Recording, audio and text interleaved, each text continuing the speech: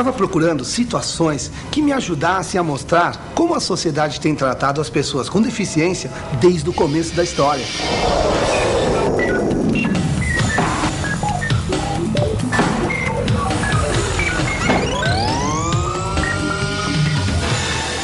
Essa é uma imagem da civilização ocidental, de antes de Cristo, lá da antiguidade, quando as pessoas que não pertenciam à nobreza eram todas consideradas sub-humanas, desnecessárias. O mesmo acontecia com as pessoas com deficiência.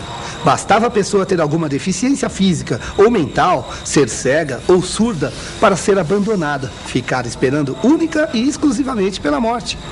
Tudo porque fugia dos padrões de força e beleza que eram cultuados na época.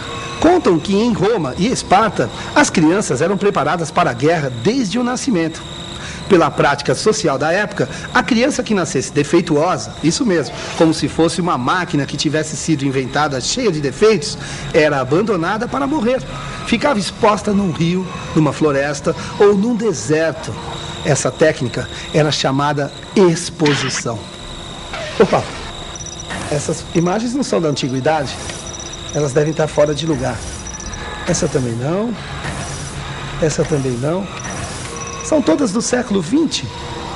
Olha, o que eu vou tentar mostrar é que qualquer semelhança não é mera coincidência.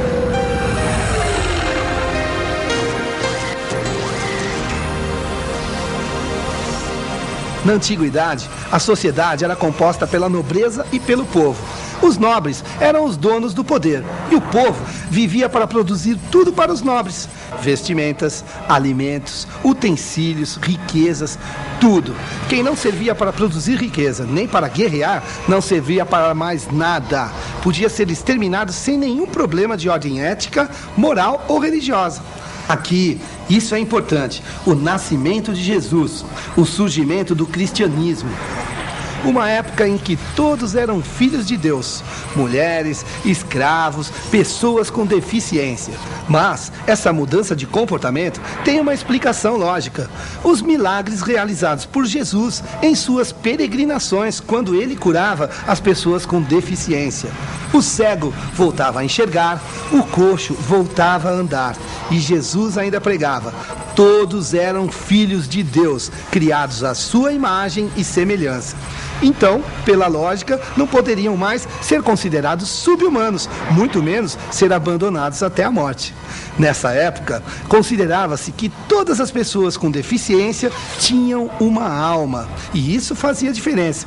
Era mais ou menos assim: as pessoas com uma deficiência não podiam mais ser assassinadas, mas algumas eram compradas pela nobreza para divertir os convidados nas festas. As que podiam trabalhar eram recolhidas e mantidas por religiosos. As que não podiam não eram assassinadas, mas viviam como pedintes, dependendo da caridade alheia. Opa, acho que guardei alguma imagem no lugar errado. Bom, ainda estou falando dos primeiros séculos depois de Cristo e essas imagens são do século XXI. Bom, vejam se tem o menor cabimento: preconceito e abandono em pleno século XXI. Às vezes eu até me confundo, porque, olhem, é bem parecido, não é mesmo? Peraí, vamos retomar daqui. Bom, a Igreja Católica foi ganhando terreno e mudando o cenário político. A sociedade, que até então era constituída pela nobreza e pelo povo, ganhou uma nova classe: o clero. Uma classe que já nasceu com poder e tanto. Podia até excomungar as pessoas, definir quem ia ou não entrar no reino dos céus. Através da conquista do poder e da riqueza, o clero passou a influenciar a sociedade. O povo, que já trabalhava para gerar riquezas para a nobreza, com essas mudanças, passou a ter que produzir riquezas também para o clero, ou então engrossar as fileiras dos exércitos para lutar por novos territórios, agora para a nobreza e para o clero. E sabem o que mudou nessa época para as pessoas com deficiência? Absolutamente nada. Quer dizer, vejam isso. Aqui: a Inquisição e a Reforma Protestante. Vamos primeiro dar uma olhada no século XIII. Aqui, na Idade Média, quando havia gente à beça cobiçando todo o poder e a riqueza da igreja. Para afastar esse bando de urubus que poderia ameaçar a hegemonia da igreja sobre a nobreza e o povo, a Igreja Católica implantou a Santa Inquisição. A Inquisição nada mais era do que uma arma da igreja para torturar e até matar aqueles que representassem alguma ameaça ao seu poder. E o que essa época representou para as pessoas com deficiência? Só para vocês terem uma ideia, a igreja tinha documentos que ensinavam a reconhecer sinais naqueles que estavam possuídos pelo demônio. E só para variar, sobrou para quem? Quem foi especialmente caracterizado como herege e endemoniado, foi perseguido e muitas vezes até morto em fogueiras? A pessoa com deficiência. Mas esperem, ainda não acabou.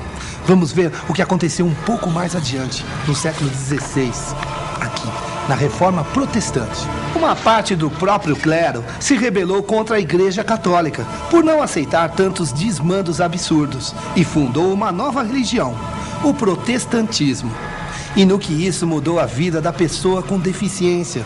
Mais uma vez, em absolutamente nada. Ela continuou sendo perseguida, torturada e morta. Se na Inquisição essas pessoas eram consideradas hereges e endemoniadas, na Reforma Protestante eram vistas como as escolhidas por Deus para pagar os pecados da humanidade. A pessoa com deficiência transformou-se no bode expiatório dos pecados do mundo. Bom, vamos ver o que a gente tem até aqui. Na antiguidade, as pessoas com alguma diferença, não só por deficiência, nem eram consideradas seres humanos e costumavam ser assassinadas. Com o cristianismo, deixaram de ser assassinadas, mas viviam abandonadas como pedintes, entregues à própria sorte. E no período medieval, primeiro eram consideradas endemoniadas, depois as escolhidas para receber os castigos divinos, merecendo às vezes até a morte. Ou seja, até onde vimos, a sociedade não fez outra coisa senão discriminar, abandonar, torturar e matar as pessoas com deficiência. Vejamos, no princípio não eram seres humanos. Depois passaram a ser consideradas hereges, endemoniadas, pessoas escolhidas para serem castigadas por Deus. Foram abandonadas como pedintes. E agora, como seriam tratadas no século XVIII? A resposta está aqui: isolamento, confinamento. Vejam, em pleno século XVIII, as pessoas eram... confinamento no século XVIII. Deve estar aqui. Nossa, quantos exemplos de isolamento e abandono nos séculos XX e XXI. Vamos pegar daqui então. Vamos falar um pouco da pessoa com deficiência na atualidade. Deixe-me ver... parece que tivemos avanços importantes. Estão aqui o braille, a língua de sinais, todo o empenho da ciência para compreender, tentar prevenir e facilitar a vida das pessoas com deficiência. Mas vem aqui, será que a sociedade finalmente deixou o preconceito e a discriminação de lado? Parece que não. O preconceito ainda está em toda parte. Basta olhar nas ruas, nos prédios que não facilitam o acesso, nos asilos, hospitais e internatos criados para manter as pessoas com deficiência longe das famílias e dos olhos da sociedade. E, como se não bastasse, na pouca oferta do mercado de trabalho e na discriminação que ainda ocorre em algumas escolas.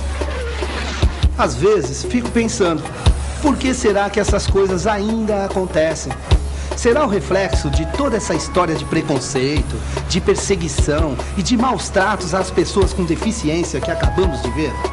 Será que essa cultura de discriminação ficou tão arraigada que a gente nunca vai conseguir construir uma sociedade que reconheça e respeite as diferenças? Já estamos no século XXI, o século do futuro. Não temos por que esperar mais para começar a escrever uma nova história. Será que já iniciamos um bom capítulo? Experiências novas, imagens que já mereçam registro? Vamos lá, é a nossa hora de fazer a diferença.